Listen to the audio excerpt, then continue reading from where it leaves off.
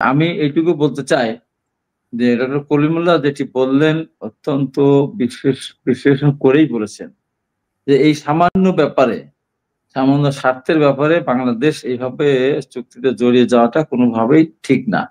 এবং ইতিপূর্বে আপনারা দেখেছেন বাংলাদেশের কোনো রাজনৈতিক দলের সঙ্গে আলোচনা না করে সুশীল সমাজের সাথে কথা না বলে যে এই যে আপনার মানবিক করিডোর দিতে গিয়েছিলেন সেটা বাধাপ্রাপ্ত হওয়ার পরে হয়তো কিছু থমকে আছে। তারপরে এই যে বাংলাদেশে জাতিসংঘের যে এখানে অফিস করার ক্ষেত্রে অনেক রাজনৈতিক দলগুলি বাধাবিঘ্ন দিচ্ছে। এগুলির ক্ষেত্রেও মানুষের সাথে আলাপ আলোচনা নেই। ভালো-মন্দ সবাই বলছেন। তারপরে চিটাগাং বন্দর, আমাদের বন্দর এখন তো আগে তো অলাভজনক ছিল। এখন তো লাভজনক পর্যায়ে এসেছে। আমাদের যারা ওখানে কর্মকাণ্ডের সাথে জড়িত তারা কিন্তু এখন অনেকটা বেশ অভিজ্ঞতা সম্পন্ন এবং তার অভিজ্ঞ হয়েছে বিধায় এখন কিন্তু লাভজনক প্রতিষ্ঠান। বন্দর কিন্তু লুজিং কনসার্ন না। তাহলে এখন সেটাকেও বিদেশীদের কাছে সেই বন্দরটা হস্তান্তর করা বা সেই বন্দর হ্যান্ডলিং করার জন্য চুক্তি করা হলো এবং এটার বিরুদ্ধে কথা বললে তার বিরুদ্ধে ব্যবস্থা গ্রহণ করার জন্য বলেছেন। তো এই সমস্ত গুলো সবই অশুভ জিনিস। এবং আমরা জানি না এবং সরকার শুধুমাত্র ক্ষমতায় টিকে থাকার জন্য বা এই ক্ষমতা প্রলম্বিত করার জন্য যদি মার্কিন যুক্তরাষ্ট্রের উপরেই যদি ভরসা করেই থাকেন, তাহলে এটা বাংলাদেশের জন্য অত্যন্ত দুঃখজনক হবে। আমরা বারবার বলছি যে আপনাদের যেটুকু দায়িত্ব সেই দায়িত্বটুকু আপনারা পালন করেন। সারা দেশ বা যারা আমরা আন্দোলনের পক্ষে ছিলাম সমস্ত রাজনৈতিক দলগুলি আমরা সম্মত হওয়ার পরেই আপনি কিন্তু আমাদের দেশের প্রধান উপদেষ্টা হিসেবে কাজ করছেন। আমরা সম্মানিত হয়েছি আপনার কারণে। আপনিও সম্মানিত হয়েছেন। পৃথিবীর বিভিন্ন দেশে তো নোবেল লরিয়েট তো একজন না, অনেকজন আছে। তারা তো সবাই রাষ্ট্রপতি হয়নি। রাষ্ট্রপতি অথবা দেশের প্রধান মানে হ্যাঁ, সরকার প্রধান হন। আপনি কিন্তু সরকার প্রধান হয়েছেন। যেকোনো ভাবেই হোক আপনার ভাগ্যে এটা এসেছে। অথচ আপনি যখন নোবেল পেলেন, প্রাইজ পেলেন তখন কিন্তু আপনার বিরুদ্ধে বাংলাদেশের সরকার, তৎকালীন সরকার খুবই আজে-বাজে মন্তব্য করেছে। শেষ পর্যন্ত আমরা জেলে নেওয়ারও ব্যবস্থা করেছিল। আপনাকে ৮ তলায় ৯ তলায় পায়ে হেঁটে উঠতে বাধ্য করেছিল আপনার মামলাগুলির জন্য। যদিও সে মামলাগুলি আপনার অফিসের কর্মচারীরাই করেছিল। তারপরেও অসম্মানিত আপনি হয়েছেন। কিন্তু এখন আপনাদের বাংলাদেশের ১ নম্বর ব্যক্তি, সবচেয়ে সম্মানিত ব্যক্তি আপনি।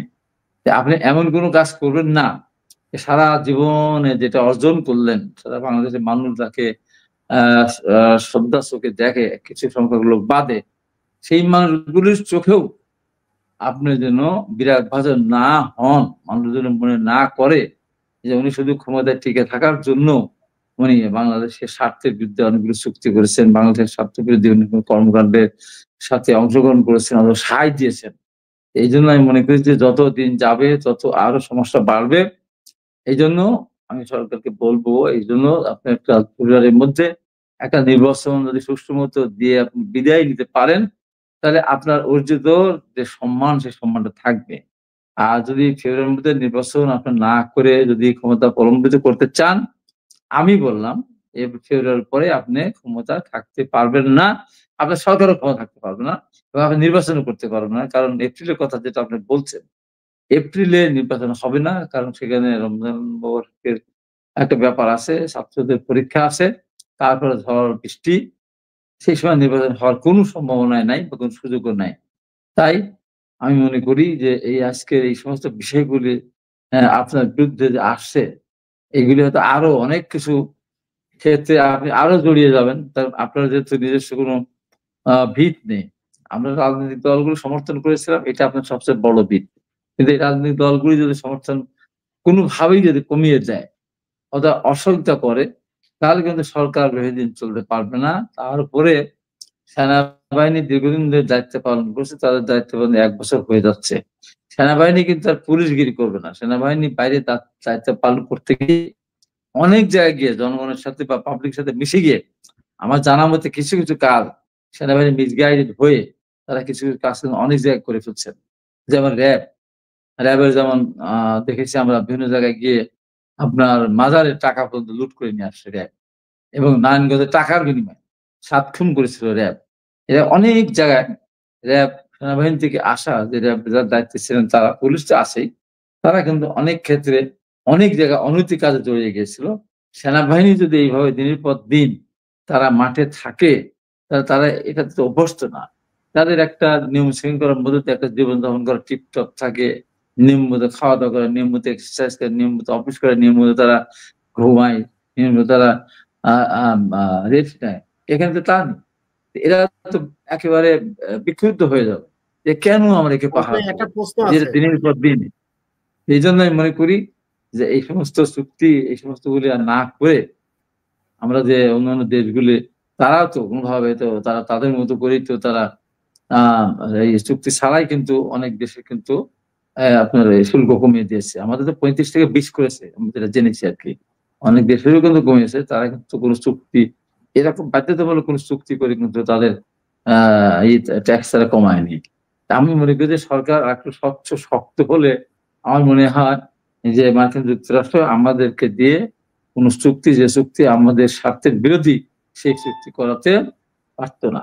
তাই আমি এই পর্যায়ে এইটুকু বলে শেষ করতে চাই। আমরা চাই ভাই একটা অনেক প্রশ্ন ছোট্ট রক্তের করে, বিনিময়ে। ভাই ছোট্ট করে এই প্রশ্নটা আনসার দিবেন, দর্শকরা এই প্রশ্নগুলো করতেছেন যে ডক্টর ইউনূস বলেছেন বিএনপি হচ্ছে মানে বর্তমান সবচেয়ে বৃহৎ দল, বড় দল। ডক্টর ইউনূস কিভাবে সাহস পান বিএনপি কে না জিজ্ঞেস করে এই চুক্তি করার, যেটাকে দেশ বিক্রি চুক্তি বলা হচ্ছে, যে চুক্তি কিছুটা অংশ আমাদের কাছেও আছে, যে চুক্তি যদি বাস্তবায়িত হয় বাংলাদেশ 5 বছর বাদে আফ্রিকার দেশ সোমালিয়া হবে। এই চুক্তি বিএনপি কে জিজ্ঞেস না করে কিভাবে করার সাহস পায়, এবারে কি বলবেন? না, এই ব্যাপারে আমি পরিষ্কার বক্তব্য বলেছি তো, রাজনৈতিক সব দলগুলিকে আমি বিএনপি বড় দল হিসাবে আমি এটা বলবো না। বাংলাদেশের স্বার্থের বিরোধী কোনো কাজ করলে তার প্রতিবাদ করার ক্ষমতা বা অধিকার ছোট দলেরও আছে, বড় দলেরও আছে, বিএনপিরও আছে। কিন্তু সরকার, আপনারা লক্ষ্য করছেন, সরকার কিন্তু বিএনপির উপর নির্ভরশীল না। বিএনপি কে জিজ্ঞাসা না করে অনেক কাজ করে সরকার। দুইজন একেবারে তারা এখন পর্যন্ত তারা তালিকা রেজিস্ট্রেশন বা তাদের দল রেজিস্ট্রেশন এখনো পায়নি। নির্বাচনের ক্ষেত্রে যে তাদের যে প্রতীক, সেটাও তারা পায়নি। তাদের উপরে সবচেয়ে বেশি নির্ভরশীল। তারপরে স্বাধীনতা বিরোধী একটা গোষ্ঠী আছে, জামাত, শিবির, রাজাকার এবং চরমোনাই।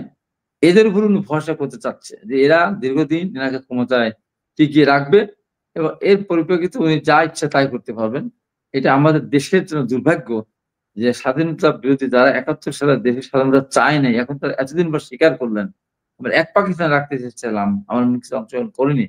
সেই দলটা বাংলাদেশে ক্ষমতা আসতে চায়, এত লোভ, একটা ইসলামিক দল, তাদের এত লোভ থাকার দরকার নেই। ক্ষমতাতে আসতেই হবে, আসতেই হবে ক্ষমতা, তার জন্য যা করার দরকার তাই করবে। এরকম একটা মানে স্বার্থপর একটা রাজনৈতিক দল, তার নাম জামাত ইসলাম, তাদের উপর ভরসা করছে। আর চরমোনাই, যাদের এদেশে কোনো অবদান নেই, স্বাধীনতা যুদ্ধের সময় তারা বিরত করেছে, তাদের উপর ভরসা করতে চাচ্ছে। আর এনসিপি তার নিজের গড়া সন্তান, নিজের গড়া দল, যে দল এখনো কিন্তু কার্যকরী কোন দল না। ইতিমধ্যেই মানে এত ভাবে তারা কেলেঙ্কারিতে জড়িয়ে গেছে, যতদূর সমন্বয় প্রায় অনেকেই তাদের সাথে, এবং এনসিপির অনেক নেতারা বড় বড় কথা বলে তারা, তারা একবারে টোটালি তো তারা আমি ওই ওই ভাষায় বলতে চাই না, তারা তো সার্বিক ওই অনৈতিক যে সময় ব্যবসায়ীরা আওয়ামী লীগের সময় যারা 2 নম্বরী ব্যবসা করে বড়লোক হয়েছে, টাকা অর্থ অর্জন করে, তাদের টাকা নিয়ে তাদের অফিস ভাড়া চলে, তাদের টাকা নিয়ে তার গাড়ি বাড়ি, তাদের চলা ফেরা, খাওয়া দাওয়া, তাদের টাকা নিয়ে। তারা তো কেবল ছাত্র ছিল, আগে থাকতো ম্যাচে উঠতো বাসে, এখন তারা বড় বড় গাড়ি হাঁকায় তারা, তাদের ড্রেস, তাদের চেহারা পরিবর্তন হয়ে গেছে তাদের। এই টাকা কোথা থেকে আসে? সবই অনৈতিক ব্যবসায়ীদের কাছ থেকে টাকাগুলো আসছে, কোটি কোটি টাকা তারা এখান থেকে। কারো কারো বাড়িতে 2 কোটি টাকা চেক পাওয়া যায়, আমরা তো স্বপ্নেও চিন্তা করতে পারি না। এরকম অনেকেরই। আমি যখন আগে বলতাম, এটা আমার ভাই কলিমুল্লাহ উনি জানেন, যে আমি বলতাম প্রধানমন্ত্রী যখন বেগম খালেদা জিয়াকে এটিএম টাকা চুরি করেছে বলে গর্ব করে বলতো, তারেক রহমানকে মানে একেবারে তুচ্ছ তাহলে এটিএম টাকা চুরি করে খেয়েছে, আমি তখন বলতাম এই কথা বলবেন না, একদিন এমন প্রমাণ হবে যে আপনাদের যে দুর্নীতি, সেই দুর্নীতি মানুষের সামনে আসলে 100 হাত মাটির নিচে যদি লুকাতে চান, তা সেই দুর্নীতির কারণে আপনাদের সেই অসম্মানিত হবেন এবং সেই মুখ আপনার মানুষের দেখাতে পারবেন না। এই এনসিপির প্রত্যেকটা এই দুদককে আমি বলবো, এদের খোঁজ খবর নেন তো। 1 বছর আগে এদের কি ছিল, এদের বাড়ি ঘরের অবস্থা খবর নিয়ে দেখেন তো, ওরা কোথায় থাকতো, কোথায় খেত, কি পড়তো। এখন দেখেন ওরা কি খায়, কি পরে, কোথায় থাকে, কোথায় চলে। এই যে তারা বড় বড় কথা বলছে, বিএনপির মতো একটা দলকে দুর্নীতিবাদ বলছে, বিএনপির মহাসচিবকে ধমক দিচ্ছে, সালাউদ্দিন ভাইকে ধমক দিচ্ছে, তারেক রহমানকে ধমক দিচ্ছে, ম্যাডাম খালেদাকে তার শাড়ি তার গহনা ভাগ করে নিয়ে যাবে, জয়া রহমান বলছে উনি করেছেন খাল, এর সাথে লাঙ্গল, এই যে অসভ্য কথাগুলি বলছে তারা, এরা এদের উপরে ডক্টর ইউনূস ভরসা করেছেন এবং এটা দেশের জন্য, জাতির জন্য খুবই দুর্ভাগ্যজনক। আমি মনে করি এখান থেকে ডক্টর ইউনূসের ফিরে আসা উচিত। দেশের স্বার্থ বিরোধী কোনো কাজ করার তার কোনো অধিকার নেই। ধন্যবাদ।